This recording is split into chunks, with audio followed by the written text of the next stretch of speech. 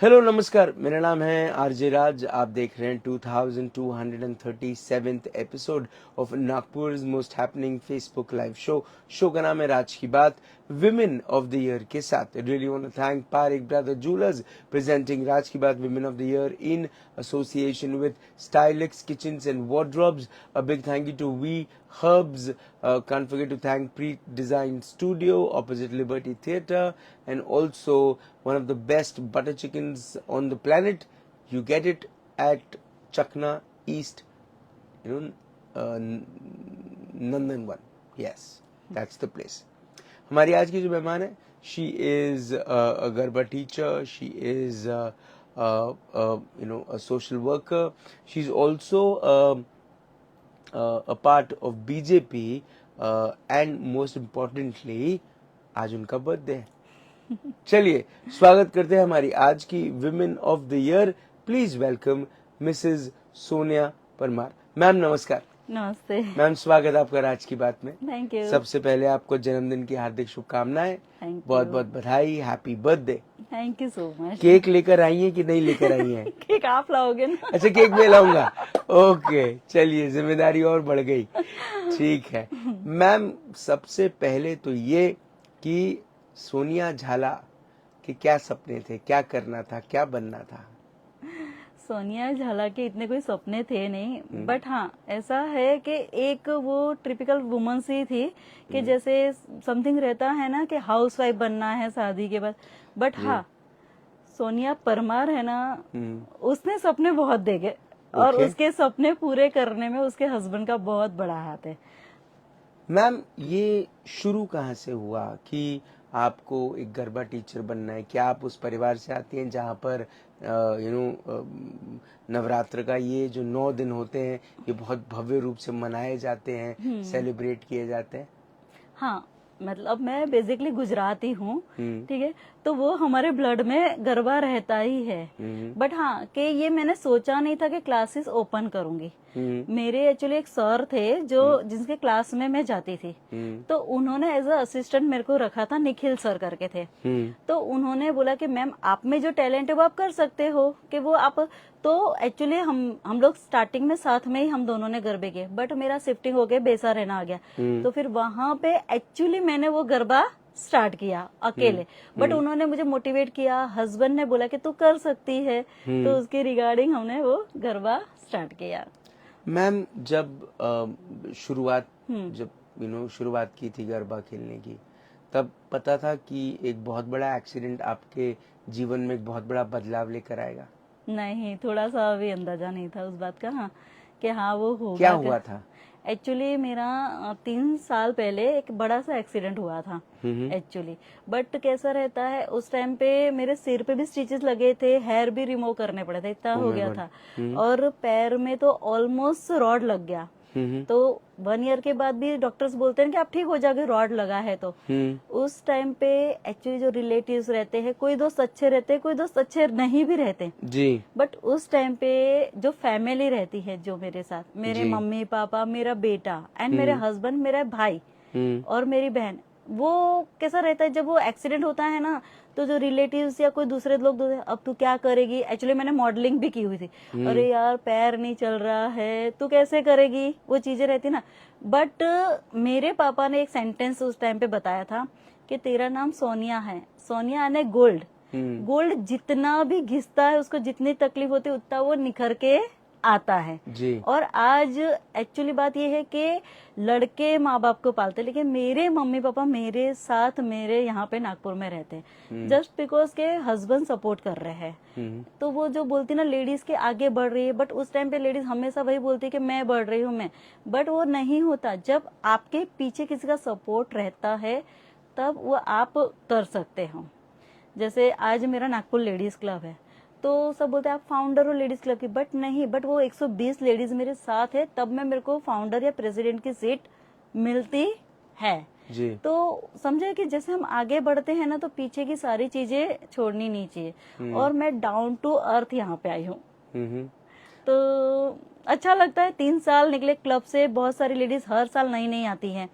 मैं सबको बिजनेस भी प्रोवाइड कर रही, सब अपने अपना ऑर्गेनाइज कर रही है, सब अपना मतलब इवेंट ऑर्गेनाइजर भी बन रहे हैं, सब अपना बिजनेस कर रहे हैं। तो मुझे उसमें और खुशी मिलती है कि यार एक्चुअली वो लेडीज मेरी वजह से तो आगे बढ़ रही है ना। और मेरा एक चीज है कि आप अपने काम से पहचाने जाओ, न के बिना मतलब वो जो कपड़े पहनते हो रहने सहने पे नहीं। ट्रेडिशनल छोड़ के कभी भी कोई चीजें कर लो तो वो अच्छी नहीं होती है। बिकॉज के मैं गुजराती राजपूत हूँ जी, हमारे में बॉन्डिंग भी रहती है, बहुत सारी चीजें की बाउंड्री रहती है कि ऐसा नहीं करना। बट हाँ, आपका भरोसा आपके साथ है फैमिली का, तो आप बहुत आगे जा सकते हो। मैम, जब एक्सीडेंट हुआ था और ये जो एक पूरा का पूरा टाइम गुजरा, जब चलना भी मुश्किल होता था और जो एक गरबा टीचर जो उस फुर्ती के साथ आप जब गरबा करते हैं, तो वो जो टाइम गया, वो जो पूरा टाइम था, उसको जब पीछे याद करती हैं एक्चुअली रोना आता है बहुत। यानी एक्चुअली जो बोलते हैं ना स्ट्रगल, एक्चुअली मेरा प्रोफाइल गूगल में भी है। आप गूगल में सोनिया परमार नागपुर करके सर्च करोगे ना तो भी दिखता है जी। बट कैसा रहता है कि सिंपल तरीके से प्रोफाइल बना हुआ है, उससे मुझे अवार्ड भी मिले गवर्नमेंट से, फोक डांस के और उसमें प्रेस क्लब से। बट कैसा है, मैंने वो चीजें छोड़ी नहीं है ना।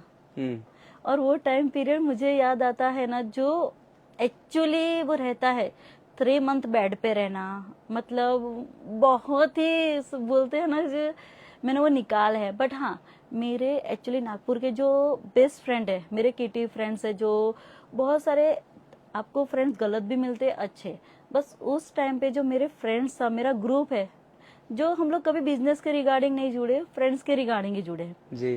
तो बोलते हैं ना, आपको बहुत मोटिवेट किया है, बहुत ज्यादा। एक्चुअली मैं गुजरात से एकदम सिंपल सोबर सी लड़की थी, बहुत ही ना मैं बोलना सीखती थी, कुछ भी नहीं। मैं किटी में भी जाते थे, हम लोग बैठे ही रहती थी। बट उससे वो थोड़ा सा चेंज आया ना, तो वो आपके सराउंडिंग जो लोग रहते हैं उसका भी बहुत बड़ा मतलब असर पड़ता है। तो वो चीजें आज भी चल रही है। और सबसे बड़ी बात ऐसा है कि वो जो झाला सोनिया थी ना, वो बहुत डरती थी चीजों से, लेकिन परमार जो सोनिया है ना, वो हर एक चीजों से लड़ लेती है। तो ये आपको बनाया, ये बदलाव कैसे आया? बदलाव कैसे है ना, सिचुएशन देख देख के आ जाते हैं। तो क्या पहले सिचुएशन नहीं आते थे? नहीं, पहले कैसा था कि भाई है, बहन, मतलब मैं निकलती नहीं थी कॉलेज से घर, घर से कॉलेज। हाँ, तब उस टाइम में मुझे LLB करना था। मैंने LLB का 1 ईयर का भी कंप्लीट किया। बट कैसा है ना, शादी के बाद हस्बैंड ने बोला घर संभालना है, बट मेरी सास भी बेड पे थी, तो उनकी भी सिचुएशन ऐसी थी कि मैं बाहर नहीं निकल सकती थी। पर उन्होंने वो सिचुएशन देख के, उन्होंने हस्बैंड ने सोचा कि तब वो निकल सकती थी, एजुकेशन भी उसका अच्छा था, तब नहीं की तो अब उसका प्रोफाइल बढ़ रहा है, तो मैं क्यों रोकूं। हमेशा मुझे पुश करते सारी चीजों के लिए कि हाँ भाई तू कर सकती है। और सबसे बड़ी बात ऐसी है कि सुंदरता कितनी भी रहे 10 लोगों में, बट जब अपना तारीफ करता है ना, तो उसका एक लेवल बहुत ही अलग होता है। बिल्कुल बिल्कुल बिल्कुल। और मुझे वो हर एक सिचुएशन में एक्सेप्ट कर। मेरा ये आई थिंक एक्सीडेंट से लेंथ भी छोटी हो गई है पैर की, बट उन्हें कोई नहीं है, तू मेरे लिए जो तब थी आज भी तू वही ही है। तो कैसे मम्मी पापा के लिए बेटी वही रहती है, माँ जो है बेटे के लिए, सब बोलते हैं फ्रेंड्स और वो। लेकिन उस टाइम पीरियड पे जब मेरा बेटा 10th में था, उस टाइम पे जो स्ट्रगल मेरी फैमिली ने किया ना, वो बोलने वाले सब रहते हैं ठीक है हो जाएंगे, देख के चले, लेकिन जिसने फेस किया है मेरे साथ साथ, वो एक बहुत बड़ी बात हो जाती है सर। मैम, बीजेपी में आना ये कब सोचा है? एक्चुअली मैं बेसा में रहती हूँ। बेसा में मैंने 2-3 सोशली एक्टिविटी की थी लेडीज को लेके। तो वहां से एक अंकल है, तिवारी अंकल करके, उन्होंने मेरा देखा था और वो बीजेपी में है एक्टिव, जबकि मैं महाराष्ट्र नहीं हूँ, मैं गुजराती हूँ। तो अभी उन्होंने वो सोचा कि सोनिया तू है, तेरा सर्कल अच्छा है, तेरा सोशली काम भी अच्छा है, उसी रिगार्डिंग उन्होंने मेरा नाम सजेस्ट वहां पे किया। और वो आंटी भी संध्या आंटी है, तो एज आपका सर्कल बड़े आपको सीख देते हैं, एक एज के वाले आपको खुशी देते हैं, और छोटे जो रहते हैं वो उस एज की सारी चीजें बताते हैं। बिल्कुल। तो कैसा रहता है, कल्चर जो चीज होती है ना, हम लोग जी। जॉइंट फैमिली में थे, तो हमने सारी सिचुएशन देखी है, तो वो सारी चीजें मुझे पता है। आज एक अलग किस्म का माहौल समाज का बदल रहा है वक्त के साथ, जहाँ पर महिलाएं बाहर काम करना शुरू कर देती हैं और कई बार घर निगलेक्ट हो जाता है। आप इस बैलेंस को कैसे निभाती हैं? एक्चुअली बैलेंस को निभाना ऐसा है कि मतलब लेडीज में झगड़े क्यों होते हैं हस्बैंड वाइफ में, कि वो 2 टाइम बोल देते हैं, ठीक है, बट ऐसा है हम समझते हैं इनडायरेक्टली कि हस्बैंड हम पे वो कर रहे हैं, पुश कर रहे हैं, इधर मत जा उधर मत जा, बट ऐसा नहीं है, वो डरते भी है। सारी चीजें जो सोशली बाहर हो रही ना, उससे हस्बैंड डरते हैं। एक्चुअली कोई बोलता है कि मैं किटी में, मतलब मैं एज अ फ्रेंड्स में नहीं जा रही हूँ, ऐसा, बट ऐसा नहीं है। जब हस्बैंड भी आपको बाहर नहीं निकल रहे तो आप भी उससे करिए। हाँ, 2 टाइम बाहर निकले, तीसरे टाइम आप हस्बैंड को दीजिए। हाँ, अगर वो गुस्सा है तो आप ठंडे हो गए, तभी सेकेंड टाइम वो आपकी सुनेंगे। मेरे हस्बैंड का तो वही कहना है कि तू कभी भी, मैं गुस्सा होता, मतलब गुस्सा होता तो कभी भी आंसर नहीं देती, बट हाँ उसके आधे घंटे बाद बोलती है कि तुमने मुझे क्यों डांटा, मेरा कसूर क्या है। तो वो क्या होता है, गुस्से गुस्से में और चीजें सारी बढ़ जाती है और बिगड़ जाती है, बिगड़ भी जाती हैं। और सिचुएशन को वैसे हैंडल करोगे ना, तभी ही चीजें मेंटेन रहती है। एक नया कल्चर शुरू हुआ है सिंगल मदर्स का, जहाँ पर महिलाएं की शादी टूट जाती है और उसके बाद फिर वो वापस से विवाह नहीं करना चाहती और अपने बच्चे को खुद पालती हैं, बड़ा करती हैं। ऐसी महिलाओं के बारे में आप क्या सोचती हैं? सिंगल मदर का जो है ट्रिप, मतलब वो कैसे है, हमारे साइड तो कम ही होता है उस साइड पे, लेकिन यहाँ पे नागपुर पे आके मैंने देखा है। बट वो अगर जो चीजें रहती है, ठीक है, सिंगल अकेले अकेले हो तो आप सोचो परफेक्टली अलग हो जाओ, बट आपके साथ जो तीसरा पर्सन जुड़ा है, बेटा हो या बेटी हो, तो अगर आप वो बातें मतलब ज्वाइंट होके सॉल्व करोगे कि चीजें, किसी की गलती एक दूसरे को, तो वो तीसरे को बताने की जरूरत ही नहीं पड़ेगी ना। आप वो सारी चीजें, घर की बातें घर में रखोगे, उतना बहुत अच्छा होता है चीजों में। एक्चुअली बात ये होती है।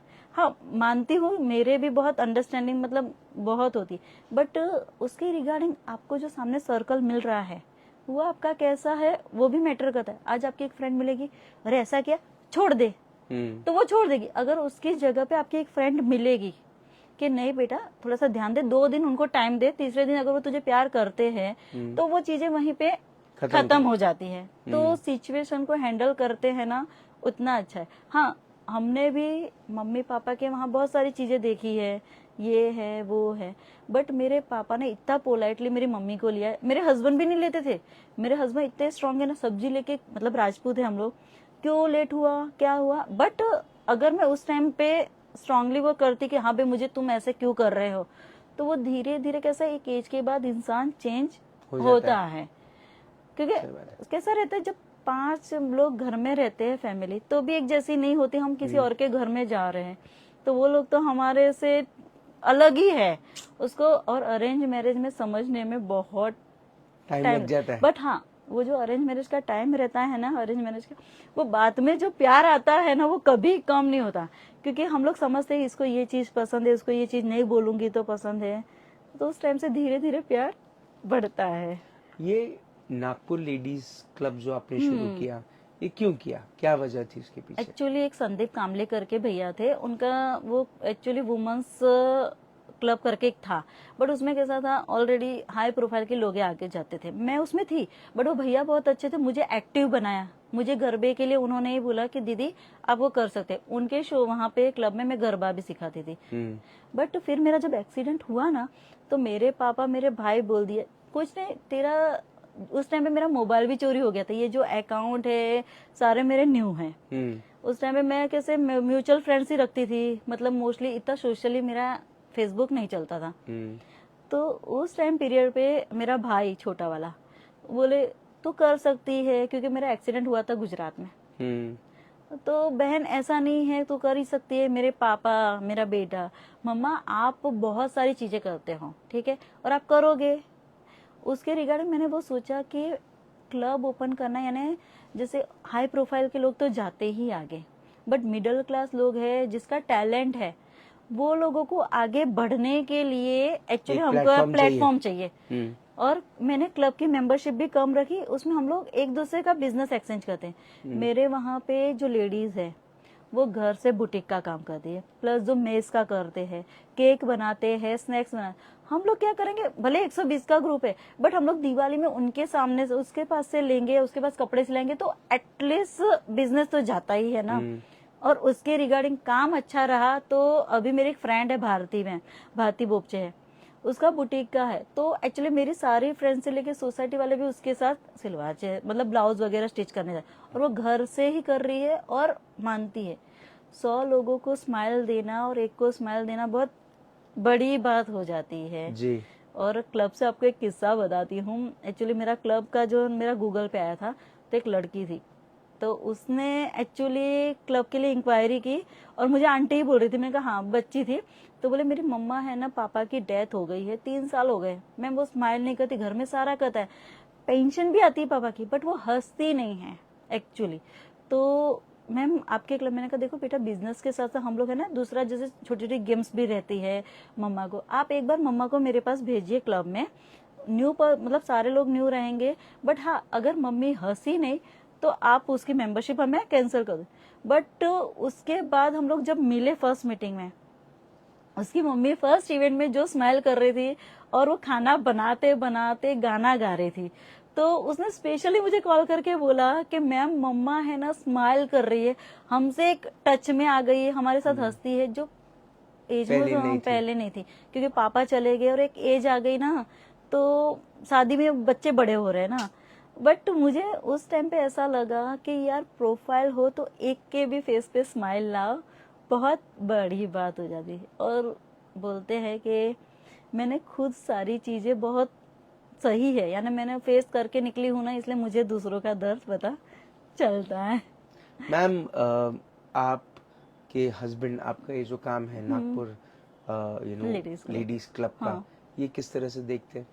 वो एक्चुअली सपोर्टिव पार्टनर, मतलब समझ लो हमें इवेंट में हमारा जब रहता है चीजें, वो वहाँ पे एंट्री करने भी बैठ जाएंगे, आगे के टाइम पे जो रहता है हमारा जो इवेंट, आप भी मतलब समझ में आता है, ऑर्गेनाइज करना बहुत बड़ी बात हो जाती है। उस टाइम में मेरे बेटे से लेके ट्रॉफीज लेना है, सर्टिफिकेट लाना, इन लोगों के गिफ्ट लाना या मीडिया लाना, सब मेरे हस्बैंड पीछे सारा वर्क करते, बट आगे तू ही रहेगी, एक्चुअली पुश करते रहते, क्योंकि ये सोच तेरी है, ये सारी चीजें जो सोच है ना वो तेरी है, क्योंकि तू मॉडलिंग फील्ड से, गरबे के फील्ड से यहाँ आई, और वो 3 साल तूने जो सहा है, और उसके बाद भी जब फेस पे जो स्माइल आती है ना तेरी, मतलब वो समझ लो कि उनको खुशी देती है। डायमंड के भी रिगार्डिंग बहुत हो जाती है। जी जी। अब आगे क्या क्या क्या करना है?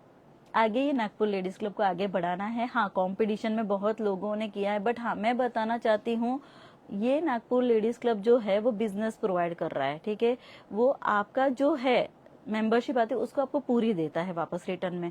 और सबसे बड़ी बात ये हो जाती है नागपुर लेडीज क्लब की कि वो मिडिल क्लास लेडीज को आगे बहुत अच्छा सा प्लेटफॉर्म देता है। एक्चुअली ऐसा नहीं है कि हाई प्रोफाइल, फेसबुक कैसा चलता है, रोज आप सोशली कुछ भी चीजें डालोगे तो चलता है, फेसबुक में कितने फॉलोवर्स है, कितने कमेंट्स है, उसमें नहीं है। बट हाँ, मेरा प्रोफाइल गूगल में है और फिर भी आपको सिंपल ही प्रोफाइल मिलेगा। तो अपनी आइडेंटिटी आप सिंपल अपने काम से बनाइए, ठीक है? ठीक मेरा है यही कहना है। मैम, आपके, ये मेरा आखिरी सवाल होगा आपके, नहीं मेरे 2 सवाल हैं। हाँ। एक तो ये कि आपने कितने वर्ष हो गए आपकी शादी को? शादी का हो गया 18 साल। 18 साल। 18 सालों में आपने, आई एम श्योर परमार साहब ने तो आपसे बहुत कुछ सीखा होगा, आपने परमार साहब से क्या सीखा? मैंने परमार साहब से बस उनके सामने चुप रहना सीखा फिर। अरे यानी 10 साल चुप रही, अभी मैं बोलती हूँ, अभी वो चुप रहते हैं। ओके। लेकिन कोई भी कैसी पॉजिटिव चीज जो आपको ऐसा लगता है कि आपने उनसे सीखी हाँ। और अब आप अपने काम में अप्लाई कर रही हैं जिससे आप आगे बढ़ रही हैं? एक्चुअली वो कैसे है ना, आज मैं कहीं पे भी जाती आती हूँ, मुझे हम डर लगता है कि मुझे चीजें नहीं आएगी, या मैं मतलब कैसे है ना, कॉन्फिडेंस नहीं आ रहा था मेरे, मतलब खुद पे कर बहुत सारी चीजें रहती है, कॉन्फिडेंस नहीं रहता है। इवेंट से पहले भी रहता है यार, इवेंट सक्सेसफुल होगा कि नहीं होगा करके, लेकिन मुझे कॉन्फिडेंस दे, तू कर पाएगी और तू करेगी। मैंने उनसे कॉन्फिडेंस ही सीखा है, सबसे बड़ा मतलब जो पॉइंट रहता है वो कॉन्फिडेंस है। अगर जिंदगी की सुनहरी किताब लिखी जाती और उस किताब के एक सुनहरे पन्ने पर ये नाम लिखा जाता, सोनिया परमार। उसके नीचे जीवन की कैसी कौन सी चीज़ है जो आपने सीखी है और आप उसके अंदर लिखती, जिसे पढ़ने के बाद लोग आपको हमेशा याद रखें? एक्चुअली याद रखने की बात ये होती है कि मैं मम्मी पापा के घर से मतलब एकदम मिडिल क्लास फैमिली से थी, बट पापा मुझे जब कॉलेज से या घर से मतलब स्कूल से लेने आते थे, जी। वो हम लोग बहुत बड़े बड़े लोगों को देखते थे, जैसे घर बड़े रहे ये है, और हम लोग तब जॉइंट फैमिली में थे, चाचा बड़े पापा हम सब जॉइंट फैमिली। पापा ने जी। एक चीज मुझे सिखाई थी कि बेटा अपने ऊपर नहीं अपने नीचे में देखो कि वो लोग कैसे जी रहे हैं, एटलीस्ट हमारे पास अच्छा है, हम आगे बढ़ेंगे बराबर, बट ऐसा नहीं है कि किसी को दर्द दे के बढ़ना है, जी। किसी को दर्द नहीं देना है, हमें अपना काम करना है, लेकिन किसी को भी हर्ट करके कोई भी काम नहीं कर सकते, और जो हर्ट करके जो काम करते वो कभी सक्सेसफुल नहीं होता है। और मेरे आइडेंट मतलब मानो मेरे पापा ही रहते हैं, और हर एक इवेंट में मेरे पापा ही मेरे चीफ गेस्ट रहते हैं। बहुत बढ़िया। मैम, आज आपका जन्मदिन है, लेकिन आज आपने अपना वक्त निकाला, आप यहाँ पर आई, आपने हमसे बात की। जो काम आप एज अ सोशल वर्कर कर रही हैं, जो काम आप एज एन इंस्पिरेशन कर रही हैं, वो वाकई में काबिल तारीफ है। आप ऐसे ही अच्छा काम करती रहें, ऐसे ही महिलाओं के जीवन में मुस्कुराहट लाती रहें, और जिस तरह से आपने अपने जीवन में तकलीफ़ों से बहुत कुछ सीखा है, आप कोशिश जो कर रही हैं वो ये कि लोगों को जीवन में तकलीफ ना मिले, लेकिन उनके ज़िंदगी में मुस्कुराहटें रहें। यस, ये आप करती रहें। उसके लिए आपको बहुत बहुत शुभकामनाएं, बहुत बहुत बधाई। थैंक यू सो मच एक सर। बार जन्मदिन की और शुभकामनाएं। Happy birthday. Thank you so much. Thank you sir. Mrs Sonia Parmar से बात हुई, मुलाकात हुई in this exclusive episode of Raaz Ki Baat. एक बहुत अच्छी बात सोनिया मैम से आज सीखने को मिली, जो शायद उनके पिताजी ने उनको सिखाई, और आज उसे वो अपने जीवन की एक फिलॉसफी लेकर चल रही हैं, जो ये है कि आप हमेशा ये देखते हैं कि आपसे ऊपर जो लोग बैठे हैं जीवन में, वो किस लेवल पे बैठे हैं, लेकिन आपसे नीचे जो लोग जीवन के पैरामीटर पे हैं, कभी हम उनके बारे में सोचते ही नहीं। हम ये ज़रूर सोचते हैं कि हम एक ऐसा अपार्टमेंट लें जो शहर के सबसे ऊंची बिल्डिंग में हो, लेकिन हम उनके बारे में नहीं सोचते जो नाग नदी के बाजू में अपना पूरा जीवन निकाल देते हैं। ये दुर्भाग्य की बात है कि एक मनुष्य की जो सोच है उसमें सेल्फिशनेस भरपूर है, लेकिन कुछ लोग जीवन में आते हैं, सोनिया परमार जैसे, जो जीवन की वो बातें लोगों को सिखाते हैं जो जीवन का असली मूल्य है। उम्मीद है कि हर घर में एक सोनिया परमार हो, हर घर में एक ऐसी बिटिया हो जो अपने पिता का नाम रोशन कर रही है, हर व्यक्ति की पत्नी ऐसी हो जो अपने अपने हस्बैंड, अपने पति का नाम आगे ले जाने के लिए जी तोड़ मेहनत कर रही है, और हर घर में एक ऐसी माँ भी हो जो अपने बच्चों का त्याग और अपने बच्चों की तकलीफ़ों को भी ना भूले, और जीवन में उसे ऐसी ना मिले उसकी कोशिशें भी करें।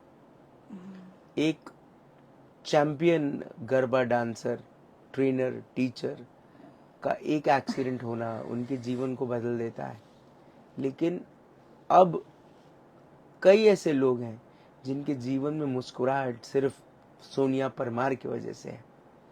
तो कई बार कहते हैं जो होता है वो अच्छे के लिए होता है, दर्द दे जाता है, लेकिन जो होता है वो अच्छे के लिए होता है। आपसे फिर होगी मुलाकात इन राज की बात।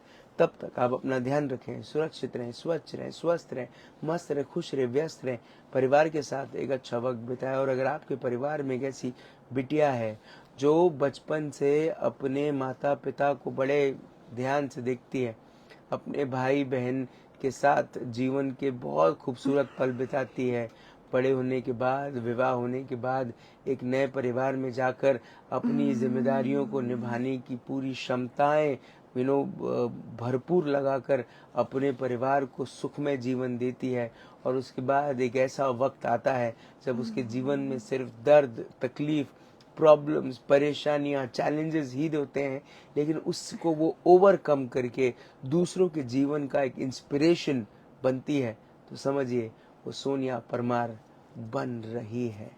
हर घर में एक सोनिया जरूरी है। जिंदा रहें। जय हिंद।